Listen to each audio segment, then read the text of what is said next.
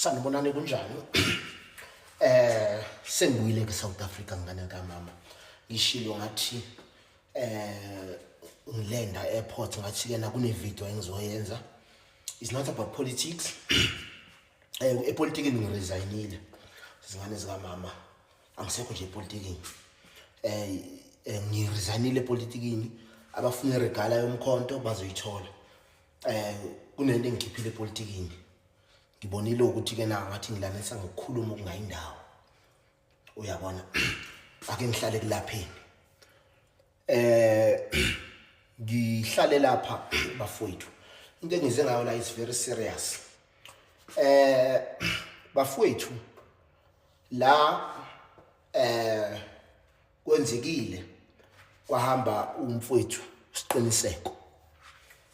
Okay, sekuhamba umfowethu siqiniseko kwasikuthiwa kuvula ama donation la on TikTok abantu abafisa ukucontribute ba contribute indlela ba contribute ngayo. Kusho ukuthi ke bafowethu bengekho kuleyo nto but I was willing to contribute vele nga contributor ngemali engaphekwa 5,000 abanye beni bawufakazi.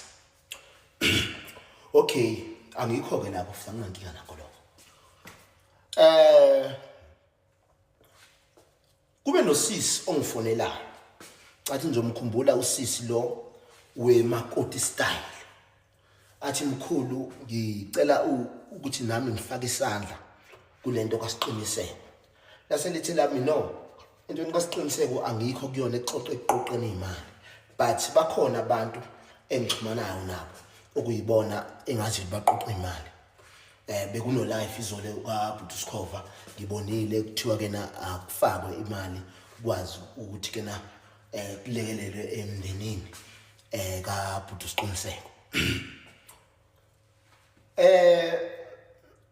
Ngempela ngikhulume noSikhova. uSikhova athi no Zikode ngoba lo muntu ofonele wena ngicela ukuthi ke na sibe sibambisana nawe ekuthini ke na siqoqe imali. Umuntu engibambisane naye bakhona la kuma relation but nabanye abangawona ama relation. Umuntu engaxhumanisa naye uButhabanga lo bekuyena obehlala noSiqiniseko. Ufuna ngizwe kahle.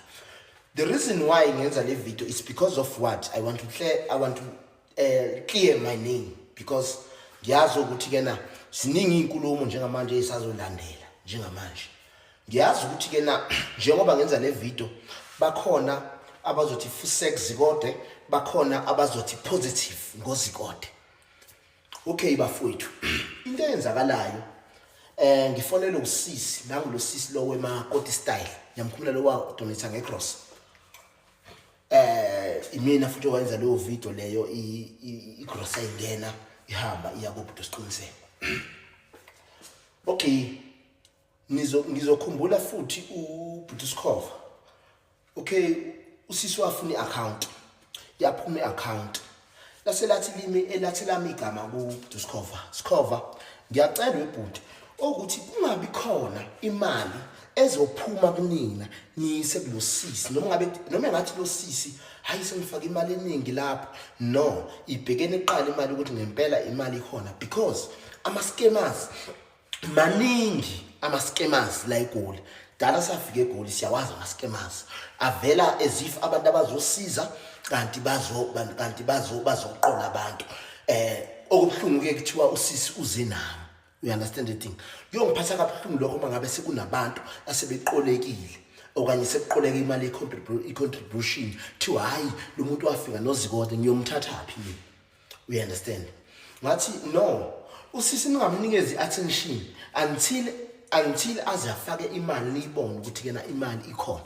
Yena kuButhabanga ngithi Buthabanga uthe usisi uzothenga iGross aphinde futhi afake na kwi account. Ngizomkhombisa nje ama conversation noButhabanga lapho engikhuluma naye khona ngimtshela ukuthi no usisi la uzomnikeza khona attention mnikeze attention egameni lokuthi useyifakile imali uyayibona okanye nansi iGross uyayibona. You understand? Because iclaim iningi nizoyizwa ama voice note ivideo yami yokugcina le ngikhuluma ngalolu daba. Okunye ngizoxoxa naye mina eceleni. Why ngikhuluma kanje? ngithi ke na kunabantu abazothatha iside lami kunomuntu abantu abathatha iside lo muntu mina ngokumbuka kwami engimbuka njengesigebengu niyangizwa njengomuntu osebenzisa ukuhlupheka kwabantu akusebenzisele yena ukuthi kena akwazi ukuthi kena aphumelele ngendlela aphumelela ngayo. Ngizwile kuthiwa nalapha kubhuta umgibe ucontributile kuthiwa kena ubhuta umanikiniki angazi ukuthi befuna kanjani wafaka u4000. Ngikhuluma mina ngodaba lami ke lo ngikhuluma nosisi ngiwarecordile ama conversation ami naye ngicabanga ukuthi enza 12 minutes kuzoba no part 1 no part 2 wonke ama conversation ami naye I do record it, we understand. Okay, ngiye mina lapha noma ngabe igross seyithengile ngithi no ake ngimbone lo muntu wesifazana ngiye khona mina lapha ahlala khona. It's very safe indawo ahlala kuyona iflat eline bomb gate, you understand. Uyavula lapha ama security before ungena eflatini, you understand. Yes, ukumthemba mina benganakho ukumthemba until ngize ngiqale ngibone igross. Hawu ngempela lo muntu kanti igross uyithengile and ngiyabona ukuthi iningi, you understand.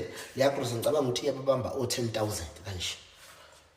Bese ngithi mina ngize ngifonela uBhuti Skhofa, ngifone nge-video call. Hey Bhuti Skhofa, hey bengayithembi lento nakho ngempela usisi uyithengile igross. Hawu ajabule naye uBhuti Skhofa, you understand. Bese ngitshela ukuthi hayi uthengisa nama fridge, uthengisa ama fridge, ama washing machine, zonke lezo zinto. Ngithi wow, kwaze kwakuhle lokho. Ngithi no, nebusiness lakho sizwe advertise ukuze abantu bekwazi because amandla omuntu mina ngiwazi. Mangabe wenze kahle ngizobuyela ebantwini ngisho ngithi wenze kahle, we understand. Bese nami ngithi no, nami yazi ngifuna i-fridge. Ngaye ngathi nginikeza ugogo lapha imali, ngithi gogo nansi imali. Wathi ugogo ayi le mali sengiyo deposit i-fridge. Ngathi no gogo i-fridge awuna fridge. Wathi no i-fridge lami seliyahlupha. Ngase ngithi mina no, ngizokuthengela mina i-fridge, leyo mali yidle nje eyakho, we understand.